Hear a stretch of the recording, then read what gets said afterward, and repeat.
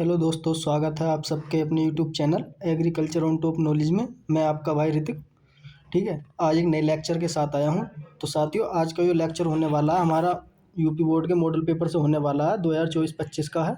ये जो लेक्चर है कक्षा 12 के जो स्टूडेंट हैं, जो हमारे साथी हैं, जो इस बार यूपी बोर्ड का एग्ज़ाम देना चाह रहे हैं, जो उनके मॉडल पेपर क्या है ये सोल्व कराने वाला हूँ। आप इस वीडियो को हमारी शुरू से लेकर आखिर तक देखें। अगर आप हमारे चैनल पर पहली बार विजिट कर रहे हैं तो आप हमारे चैनल को सब्सक्राइब करें और बेल आइकन दबा दें, जिससे आने वाली वीडियो का नोटिफिकेशन आप तक क्या पहुंच सके। ओके, तो चलते हैं, गैर टाइम वेस्ट करें आगे। तो देखते हैं हम सबसे पहले विषय है कृषि वनस्पति विज्ञान। ठीक है, और भाग कृषि भाग 1 के जो स्टूडेंट हैं उनके लिए हैं। ठीक है, जो कक्षा 11वीं क्लास में है। तो ये जो है आप देख सकते हैं 3 घंटा 15 मिनट आपको इसको क्या मिलेंगे करने के लिए। 50 नंबर का पूर्णांक होगा और 50 नंबर का आपका क्या होगा, प्रैक्टिकल होगा। ओके, बात कर लेते हैं। नोट प्रारंभ की 15 मिनट है, विद्यार्थी को प्रश्न पत्र पढ़ने हेतु निर्धारित है। जो आपको 15 मिनट मिलेंगी वो आपको किस लिए मिलेंगी, प्रश्न पत्र आप अच्छी तरह से पढ़ लें। ओके, उसके बाद करते हैं नोट। सभी प्रश्न जितने भी हैं इसमें अनिवार्य हैं करने, कोई क्वेश्चन आपको क्या छोड़ना नहीं है। ओके, बात करते हैं बहुविकल्पीय प्रश्न। सबसे पहला आपको कौन सा मिलेगा, बहुविकल्पीय क्वेश्चन मिलेंगे। ये कितने मिलेंगे, 5 मिलेंगे। कितने नंबर का, 1 नंबर का 1 मिलेगा। ओके, फिर उसके बाद मिलेंगे निश्चित उत्तरीय प्रश्न। ये कितने, 2 से लेकर 6 तक होंगे। ठीक है, कितने मिलेंगे, 2 से लेकर 6 तक मिलेंगे। तो ये कितने नंबर का होगा, ये भी 1 नंबर का होगा। ओके, फिर उसके बाद मिलेंगे अति लघु उत्तरीय प्रश्न। ये कितने से मिलेगा, 7 से लेकर 11 तक मिलेगा। ठीक, उसके बाद लघु उत्तरीय प्रश्न 12 से 14 तक के मिलेंगे। ओके, बात करते हैं विस्तृत उत्तरीय प्रश्न। तो 15 से 17 तक आपको क्या देखने को मिलेंगे। ये जो मॉडल पेपर है यूपी माध्यमिक शिक्षा परिषद इस वजह से भेजती है कि आपको पता लगे किस तरीके का एग्जाम बनता है। ओके, आई होप, मुझे उम्मीद है कि आपको ये वीडियो पसंद आएगी। ठीक है, तो चलते हैं आगे। ये हमने इसकी कुछ सामान्य जानकारी है वो देख ली है। तो सबसे पहले हम देखते हैं इसके एमसीक्यू। ठीक, एमसीक्यू प्रश्न है उनकी बात जो बहुविकल्प पे बोलते हैं, जिससे इंग्लिश की बात करते हैं एमसीक्यू बोलते हैं। ठीक है, सबसे पहला कह रहा है कि चुकंदर की जड़ों में पाया जाता है। जो चुकंदर की जड़ होती है उसमें क्या पाया जाता है उसके बारे में बताना। ग्लूकोज पाया जाता है, सुक्रोज पाया जाता है, माल्टोज पाया जाता है, लैक्टोज पाया जाता है। तो इसमें क्या पाया जाता है, सुक्रोज पाया जाता है। ठीक है, चुकंदर में क्या पाया जाता है, सुक्रोज पाया जाता है। सुक्रोज कैसी होती है, चुकंदर होती है मीठी होती है। चुकंदर से क्या चीनी बनाई जाती है। ओके, चीनी भी क्या बनाई जाती है चुकंदर से। बात करते हैं बिंदु जो श्रावट है, जो बिंदु श्रावण होता है किसके द्वारा होता है, बात्र रंध्रों द्वारा, पर्णरंध्रों द्वारा, उपापचय द्वारा या जल रंध्रों द्वारा। तो इसका जो ऑप्शन हो जाएगा साथियों, जल रंध्रों के द्वारा क्या है, वाष्प उत्सर्जन होता है। यानी कि बिंदु का बिंदु श्रावण जो होता है किसके द्वारा होता है, जल रंध्रों के द्वारा होता है। ओके, बात करते हैं कि संवहन मंडल। ठीक है, वस्कुलर मंडल जो के भाग हैं इनमें से कौन कौन से, जाइलम है, फ्लोएम है, या क्या हमारा कैवियम है, और या सभी हैं। तो इसका जो आंसर हो जाएगा दोस्तों हमारा लास्ट वाला हो जाएगा, यानी कि सभी हो जाएंगे। ओके, बात चलते हैं आगे क्वेश्चन नंबर घ की तरफ। चौथा है कवकों में भोजन। जो कवक होते हैं, जो फंगस होते हैं, भोजन प्राय संचित होता है। यानी कि उनमें जो भोजन है किस तरीके से संचित होता है, तो ग्लाइकोजन के द्वारा, प्रोटीन के थ्रू करते हैं, वसा के थ्रू करते हैं, शर्करा के थ्रू करते हैं। तो दोस्तों मैं आपको इसको बता दूं, इसमें जो कवक जो भोजन स्रावित करते हैं, संचित करते हैं, तो ग्लूकोजन के द्वारा करते हैं। किसके द्वारा करते हैं, ग्लाइकोजन के कारण करते हैं। ओके, आगे चलते हैं। ये लास्ट एमसीक्यू है। इसमें पूछ रहा है कि चावल का दाने का फल है। तो चावल का दाना वो किस प्रकार का फल होता है, कैप्सूल का होता है, एकिन का होता है, ठीक है, अशिष्ट फल होता है, या कैरियोप्सिस होता है। तो साथ ही इसका जो आंसर हो जाएगा क्या हो जाएगा, कैरियोप्सिस हो जाएगा। ओके, क्या हो जाएगा, कैरियोप्सिस हो जाएगा। ठीक, आगे चलते हैं। बात कर रहा है कि मूल रोम की उत्पत्ति कहाँ से होती है। प्रश्न नंबर 2 है मूल रोम की उत्पत्ति कहाँ से होती है। ठीक, इसके बारे में बताना है। मूल रोम की उत्पत्ति कहाँ से होती है उसके बारे में बताना है। जो एक ये सीड है, ठीक है, आप इस सीड को मानो ये इस तरीके से, इसमें से क्या है, जड़ निकली आई। ठीक, ये क्या है, एक एम्ब्रो है। एम्ब्रियो बोल सकते हैं हम। इससे जो डेवलप होगा, ठीक है, जो भी डेवलप होगा एम्ब्रियो से, उससे क्या जड़ का फॉर्मेशन हो जाएगा इस तरीके से। तो इसे क्या कहेंगे हम, मूल रोम की उत्पत्ति कहेंगे। यानी कि एम्ब्रियो से डेवलप होती है, विकसित होती है जड़, उसे क्या कहेंगे हम, मूल रोम की उत्पत्ति कहते हैं। ठीक, केले के फल में बीज क्यों नहीं पाए जाते। इसमें कह रहा है कि जो केला है, फल में बीज क्यों नहीं पाए जाते, क्या कारण है। एक तो इसका हम वेजिटेटिव प्रोपोगेशन करते हैं, यानी कि इसकी जो शाखा होती है, जो सकर्स होते हैं उनके थ्रू। ठीक है, ये क्या होता है, पार्थेनोकार्पिक होता है। ठीक है, पार्थेनोकार्पिक हो जाए तो विदाउट फर्टिलाइजेशन के क्या है, नया प्लांट डेवलप करना या एम्ब्रियो का डेवलप करना। ठीक, उसके थ्रू होता है। और बात करते हैं क्या इसकी जो कुछ ये कैसा होता है टेट्राप्लॉइड भी होता है। टेट्राप्लॉइड जितने भी होंगे तो उनमें क्या है बीज का डेवलपमेंट नहीं होता। ये क्या है इसके कारण है। ठीक है, 3-4 आप कारण लिख सकते हैं। ये सब क्वेश्चन एक एक नंबर का आपको क्या मिलेगा बोर्ड में इस तरीके का देखने को।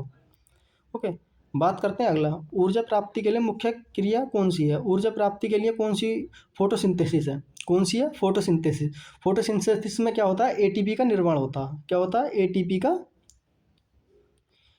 का निर्माण करती है। ठीक, बात करते हैं प्रश्न नंबर 5 की। सत्य फल की परिभाषा क्या है। ऐसे फल जो क्या है अंडाशय से मिलकर बने हुए होते हैं। ऐसे फल जो अंडाशय से मिलकर बने हुए होते हैं उन्हें सत्य फल कहते हैं। ऐसे फल जो अंडाशय के बगैर जो अंडाशय से नहीं मिलकर बने हुए होते हैं उन्हें क्या कहते हैं असत्य फल कहते हैं। ठीक है, क्वेश्चन नंबर 6 है कि उपचर्म यानी कि क्यूटिकल किस पदार्थ में पाया किसका बना पदार्थ का बना हुआ होता है। ये क्यूटिकल है किस पदार्थ का बना हुआ होता है। क्यूटिकल की बात करते हैं क्या होता है एक हमारा प्लांट है। ठीक है, आप समझो ये हमारा क्या प्लांट है। इसके जो अंदर पाया जाएगा एक अच्छा लेयर सी पाई जाएगी जो क्या प्लांट को प्रोटेक्ट करती है। उसे क्या कहते हैं हम क्यूटिकल कहते हैं। ठीक है, ये कैसा होता मोम का बना हुआ होता। मोम जैसी एक संरचना होती है तरल पदार्थ का होता। ओके, अब देख लेते हैं अति लघु उत्तरीय प्रश्न। ये आपको कितने नंबर के मिलेंगे 2-2 नंबर में मिलेंगे। साथ ही कितने कितने नंबर के मिलेंगे 2-2 नंबर के मिलेंगे। ठीक, क्या है कोशिका विभाजन में इंटरफेस जो होगी के महत्व का वर्णन करना। जो कोशिका विभाजन है इंटरफेस क्या है उसका क्या महत्व है उसके बारे में क्या आपको वर्णन करना है 2-3 लाइन में। फिर कह रहा है कि क्लोरोप्लास्ट में जो ग्रेन तथा स्टोमा में विभेद कीजिए। ठीक है, ग्रेन और स्टोमा में क्या विभेद है इनके बारे में बताना है। क्वेश्चन नंबर वो कह रहा है रोग उत्पन्न करने वाले जीवाणुओं के नाम बताइए। जो रोग उत्पन्न करते हैं बैक्टीरिया उनके बारे में आपको क्या बताना है। ठीक, क्वेश्चन नंबर 10 है कि शिराविन्यास से क्या समझते हैं। शिराविन्यास किसे कहते हैं क्या समझते हैं इसके बारे में आपको बताना 3-4 लाइन में। बात करता है 11वां क्वेश्चन श्वसन गुणांक को परिभाषित कीजिए। श्वसन गुणांक क्या है उसको परिभाषित करना है आपको। ठीक, आगे चलते हैं देख लेते हैं लघु उत्तरीय प्रश्न। ठीक, कौन सा है लघु उत्तरीय प्रश्न है जैव उर्वरक की उपयोगिता का उदाहरण के साथ क्या है वर्णन करना। जो जैव उर्वरक होते हैं उनका क्या है यानी कि बायो फर्टिलाइजर जिसे बोलते हैं इंग्लिश में बायो फर्टिलाइजर। ठीक है, उनका क्या उपयोग होता है उदाहरण देगा आपको क्या बताना क्या उपयोग है उनका। ठीक, क्वेश्चन नंबर 13 क्या है दो द्विबीजपत्रीय तने तथा अनुप्रस्थ काट का नामांकित चित्र बनाइए तथा इसे विस्तार से क्या वर्णन करना। ये क्वेश्चन आपको 4-4 नंबर के मिलेंगे। इससे क्या आपको एक पेज का क्या अच्छी तरह से करना है। ये एक पेज का जो आपका भर जाए अच्छी तरह से करना है जो कि आपको 4 नंबर नहीं कटे। फिर उसके बाद है क्वेश्चन नंबर 14 ये 3 क्वेश्चन मिलेंगे आपको लघु उत्तरीय। प्रकाश संश्लेषण की क्रिया को प्रभावित करने वाले कारक का वर्णन कीजिए। जो प्रकाश संश्लेषण की क्रिया है उसे कौन कौन से कारक प्रभाव करते हैं उनके बारे में क्या लिखना है। जैसे टेम्परेचर है। ठीक है, टेम्परेचर भी उस पर क्या प्रभाव करेगा। ठीक, ये कई सारे कारण हैं उनको क्या बताना है।